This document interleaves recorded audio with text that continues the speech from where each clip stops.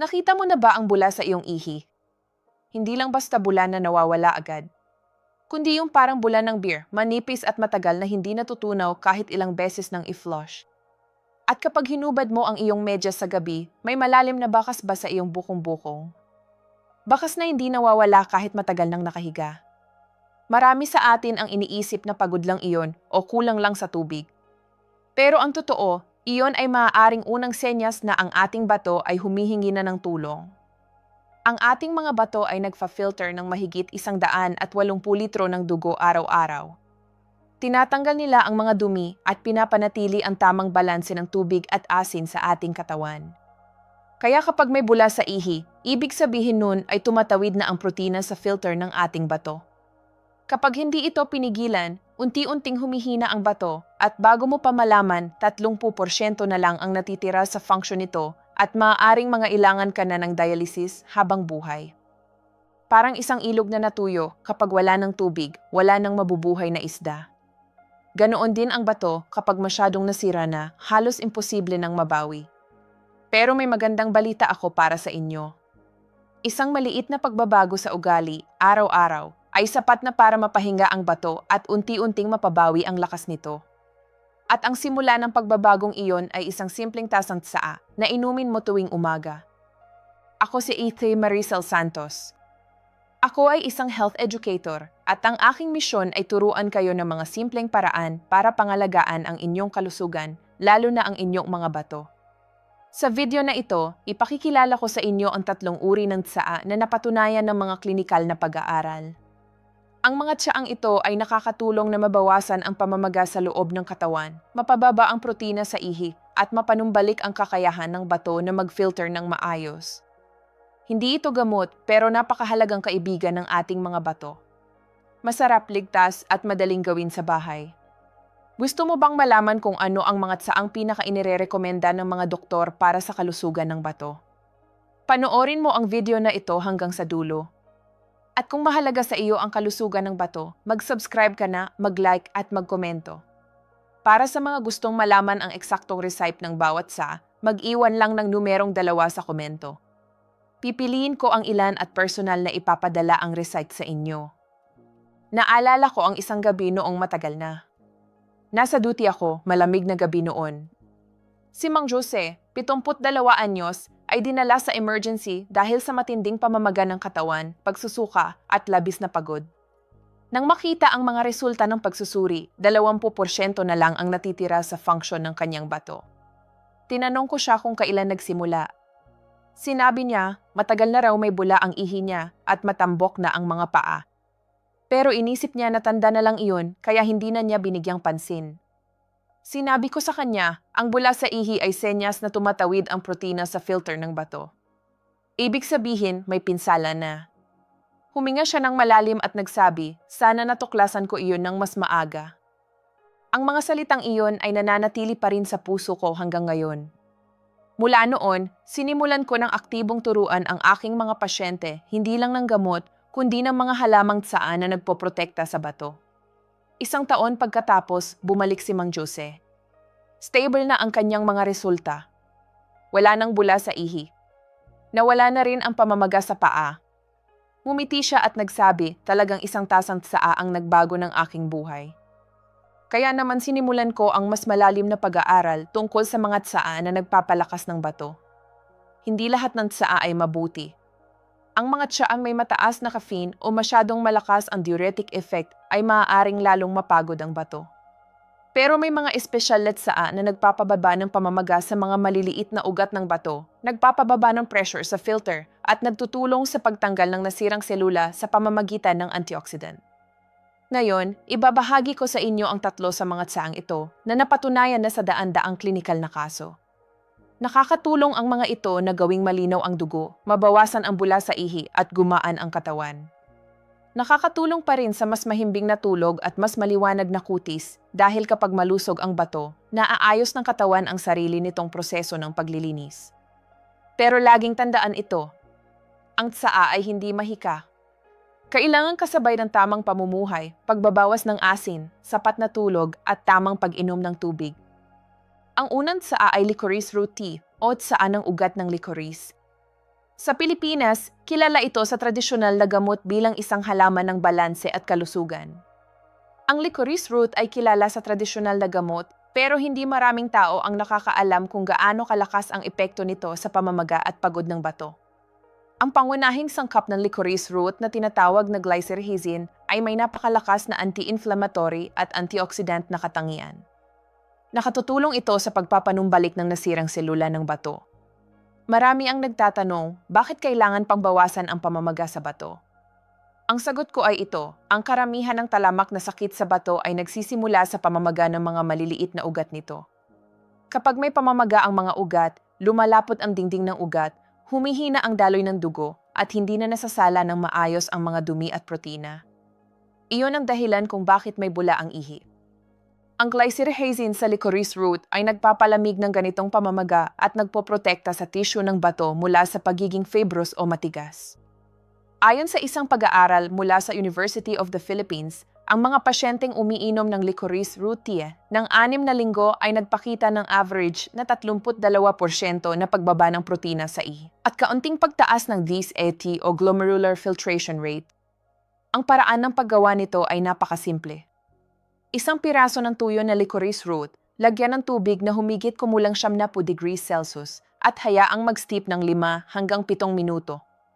May natural na tamis ito na hindi na kailangan pang dagdagan ng asukal. Maiinom ito 1 hanggang 2 beses sa isang araw at 30 minuto pagkatapos kumain. Pero huwag uminom ng sobra. Para sa ilang tao, ang licorice root ay maaaring bahagyang magpataas ng presyon ng dugo. Naalala ko si Nanay Cristina, 58 anyos, dating guro na retirado na. Lumapit siya sa akin dahil sa pagod, bula sa ihi at kaunting pamamaga ng paa. Ang resulta ng kanyang pagsusuri ay nagpakita ng mataas na creatinine at umaapaw na ang bato niya. Ayaw niya ng maraming gamot kaya inirerekomenda ko ang tamang pagkain, sapat na pahinga at licorice root tea araw-araw. Nang bumalik siya pagkaraan ng 3 buwan, mas maliwanag ang kanyang mga mata, mas masigla ang kanyang mukha. Ang protina sa ihi ay bumaba ng halos kalahati at stable na ang function ng kanyang bato. Ngumiti siya at nagsabi, hindi ko kapanipaniwala, Dos. Saalang naman pero gumaan na ang katawan ko. Sinagot ko siya, hindi iyon simpleng tsaa. Iyon ay agham at ugali na pinagsama. Nagpoprotekta rin ang licorice root sa presyon ng dugo sa pamamagitan ng pagpapaluwag ng mga ugat. Para sa mga pasyenteng may sakit sa bato, napakahalaga nito dahil mahigit 70% ng mga may kidney failure ay may kaugnayan sa high blood pressure o diabetes. Kapag stable ang presyon, bababa ang pressure sa glomerulus at mas matagal na mananatiling maayos ang filter. Tumutulong din ang licorice root sa detoxification ng atay, kaya magkasabay na gumagana ang 2 pangunahing organ ng paglilinis ng katawan. Pero lagi kong sinasabi sa aking mga pasyente, kahit gaano kagaling ang isang bagay, masama rin kung sobra. Kapag uminom ng licorice root tea ng 3 o higit pang beses sa isang araw sa matagal na panahon, maaaring mag-ipon ang glycyrrhizin sa katawan at maging sanhi ng mababang potassium o mataas na presyon. Kaya ang tamang dami ay 1 hanggang 2 baso lang sa isang araw. Para sa mga umiinom ng gamot sa presyon, kumonsulta muna sa inyong doktor. Ang pangalawang tsaa ay nettle leaf tea. Mukhang mapagliit na green tea, pero ang epekto nito sa pagpapanumbalik ng maliliit na ugat ng bato at sa natural na paglilinis ng dugo ay kahanga-hanga. Tinatawag ito ng maraming doktor na gintong kalasag ng mga organ ng pagtatanggal ng basura sa katawan. Kung ang licorice root tea ay kaibigan ng bato, ang nettle leaf tea naman ay tahimik na tagalinis. Sa Pilipinas, ang halaman na ito ay kilala sa mga bundok at bukid at sa mga nakaraang pag-aaral, natuklasan na ang nettle leaf ay naglalaman ng flavonoids, chlorophyll at natural na histamine na nagtataguyod ng sirkulasyon ng dugo, nagpapababa ng pamamaga at tumutulong sa detoxification sa pamamagitan ng ihi. Kaya naman maraming espesyalista sa bato ngayon ang nagrerekomenda ng nettle leaf tea araw-araw para sa mga pasyenteng may maagang sakit sa bato. Napatunayan pa rin ito ng mga pag-aaral mula sa Pilipinas at Alemanya na ang nettle leaf extract ay nagpapababa ng nitrogen sa dugo at nagpapabuti ng microcirculation sa glomerulus. Naalala ko si Mang Eduardo, 65 anyos, matagal ng karpintero. Lumapit siya sa akin na may matinding pagod, bahagyang dilaw ang balat at maraming bula sa ihi. Ang resulta ng kanyang pagsusuri ay nagpakita ng kaunting proteinuria at gihe na 55 ml per minute na katumbas ng stage 2 chronic kidney disease. Nanginginig ang tinig niya nang magtanong, Dosi, paminsan-minsan lang naman ako umiinom ng alak tuwing Sabado. Bakit may sakit na ganito ang dumating sa akin? Dahan-dahan ko siyang sinagot. Ang bato ay humihina hindi lang dahil sa alak. Humihina rin ito dahil sa mga naipong lason sa katawan sa loob ng maraming taon. Kulot ng pintura, alikabok, pamawit ng sakit, at maging ang maalat na pagkain na kinakain mo araw-araw, lahat iyon ay nagpapagod ng bato. Kaya inirekomenda ko sa kanya na palitan ang umaga niyang kape ng isang mainit na tasang nettle leaf tea. Natawa siya at nagsabi, sa aba talaga ang makakapalit ng kape. Pero sinagot ko siya, ang nettle leaf ay gumagana sa katawan parang pangalawang filter. Tinutulungan nitong ilabas ang urea at creatinine sa dugo at binabawasan ang pagod ng bato. 3 buwan ang lumipas at bumalik si Mang Eduardo. Dala niya ang kanyang papel ng pagsusuri, umingiti. Sinabi niya, Dulcie, wala na ang bula sa ihi. Nakita sa resulta na ang creatinine ay bumaba mula 1.5 hanggang 1.2 per gith at kaunting pagtaas ang nakita sa gith. Dagdag pa niya, hindi ko pa rin ganap na iniiwan ang kape, 1 baso lang sa isang araw. Pero umaga, inihahanda ko na ang nettle leaf tea at pinapanood ko ang usok na lumalabas sa tasa, naririnig ko ang mga ibon. Para akong muling nabubuhay. Ngumiti ako noon. Ang talagang nagpagaling sa kanya ay yaong oras ng pagiging mabagal, oras ng paghinga at pag-inom ng tsaa at pagdamdam sa sariling katawan. Sa mga oras na iyon, lumalawak ang mga ugat, natatahimik ang puso at bumababa ang pressure ng bato. Ang isa pang kabutihan ng nettle leaf tea ay ang kakayahang mabawasan ang pamamaga ng kasukasuan at pamamaga ng katawan. Maraming may sakit sa bato ang sabay na nagdudusa ng pamamaga ng paa o pananakit ng likod. Ito ay dahil nagtatagal ang tubig sa katawan. Ang mga active component ng nettle leaf ay nagpapataas ng paglabas ng sodium, kaya nababawasan ang pag-ipon ng tubig at ang pamamaga. Pero huwag uminom ng sobra dahil may banayad na diuretic effect ang tsaang ito. 2 baso sa isang araw ay sapat na. Kung umiinom ka ng diuretic na gamot o gamot sa presyon, kumonsulta muna sa doktor mo para maiwasan ang mababang presyon o dehydration. Nakakita na rin ako ng maraming pasyenteng gumaling ng mabilis. Isang lola mula Cebu, 70 anyos, ay pumupunta sa banyo ng 6 hanggang 7 beses sa gabi, hindi makatulog ng maayos. Pero pagkaraan ng 1 buwan ng pag-inom ng nettle leaf tea tuwing gabi, 2 beses na lang siya nagigising sa gabi at mas maliwanag na rin ang kanyang kutis. Hindi iyon mahika. Nahanap na lang muli ng bato niya ang ritmo nito at hindi na nag-ipon ang mga dumi sa dugo. Lagi ko ring binibigyan ng diin ang isang bagay. Kapag umiinom ng nettle leaf tea, siguraduhing uminom din ng sapat na tubig sa buong araw. Ang tsaa ay hindi gagalaw ng tama kapag kulang ang tubig sa katawan. Kapag hindi umiinom ng tubig at tsaa na lang, lalo pang mapapagod ang bato. Ang balanse ang susi. Lagi ko sinasabi sa aking mga pasyente, huwag ituring ang tsaa bilang gamot. Ituring mo itong maliit na ritual sa bawat araw. Kapag ininom mo ito ng may pasasalamat, mas positibo ang tugon ng katawan. Ang nettle leaf tea ay hindi lang naglilinis ng dugo. Nililinis din nito ang lason sa isipan. Inaalis nito ang matagal na pag-aalala at tensyon na dinanas. Nagtatanong ang ilan, Dosi, ganap ba na nagagamot ng nettle leaf tea ang sakit sa bato? Lagi ko sinasagot ng tapat, walang tsaa ang kayang palitan ang medikal na paggamot. Pero malaki ang tulong nito sa pagpapabawi ng bato at sa pagpapabagal ng pag-unlad ng sakit. Sa medisina, tinatawag namin itong natural supportive therapy. Para sa akin, tinatawag ko itong proactive na pakikinig sa sarili mong katawan. Sa mahigit 30 taon ng aking kasaysayan sa pagtulong sa mga pasyente, natutunan ko na ang kalusugan ay hindi galing sa malalaking desisyon. Galing ito sa maliliit na ugali na paulit-ulit na ginagawa araw-araw. Isang tasang nettle leaf tea, isang subo ng pagkain na may konting asin, 1 minuto pang mas maaga ang pagtulog. Lahat ng ito ay nag-ipon at nagtatayo ng muling kalusugan ng iyong bato. Ngayon ang 3 tsaa. Ito ay kilala bilang natural na doktor ng mga organ ng paglabas ng basura ng katawan.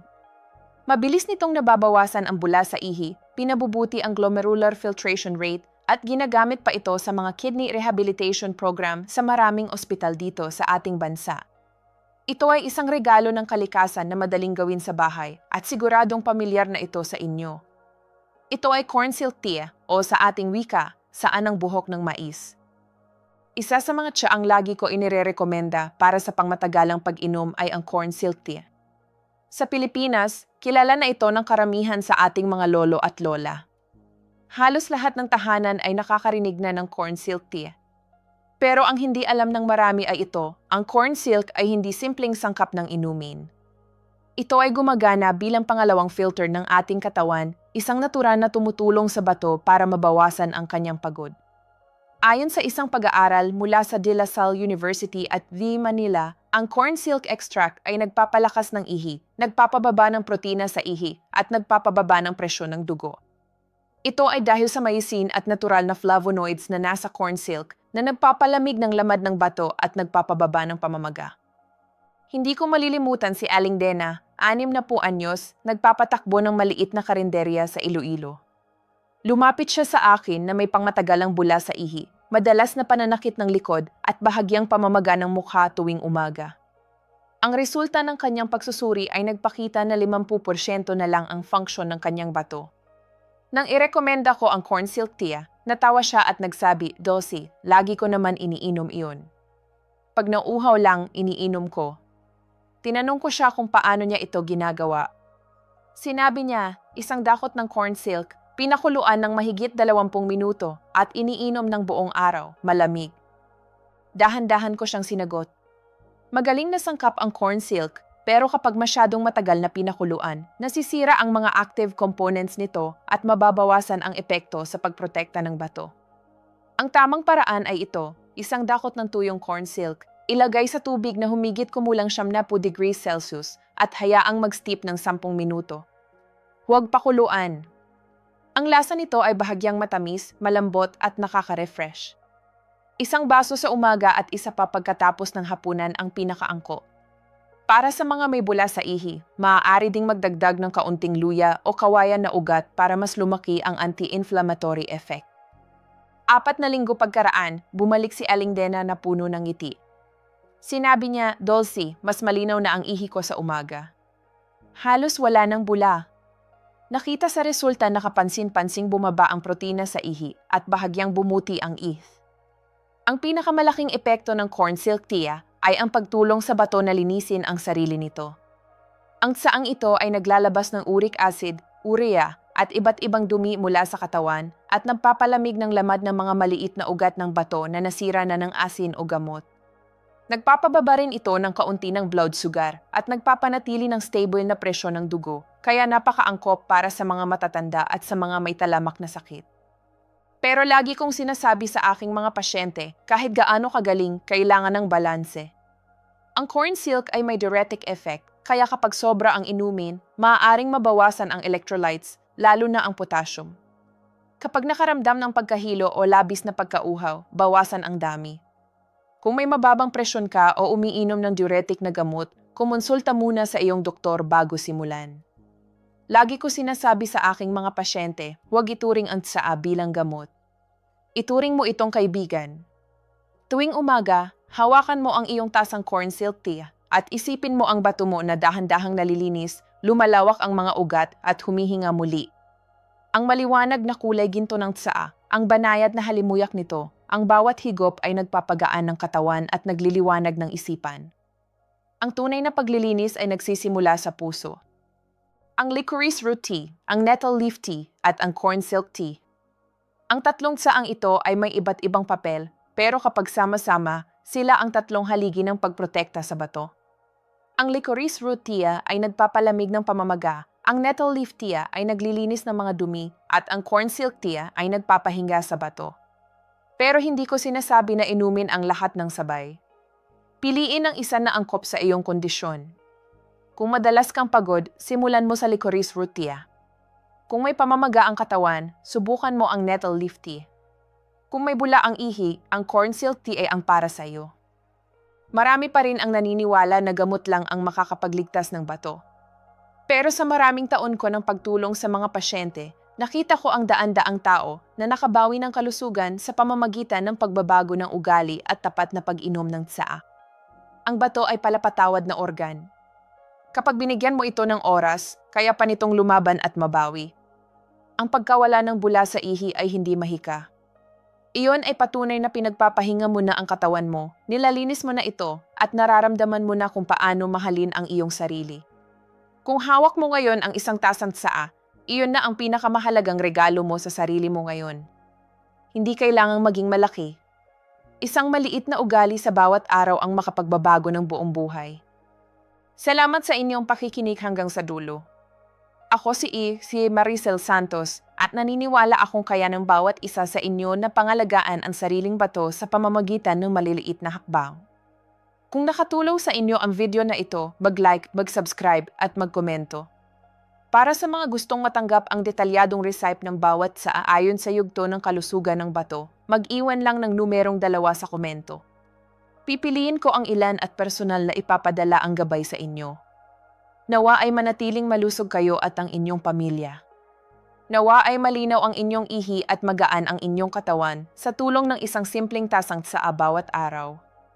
Salamat at hanggang sa susunod na video.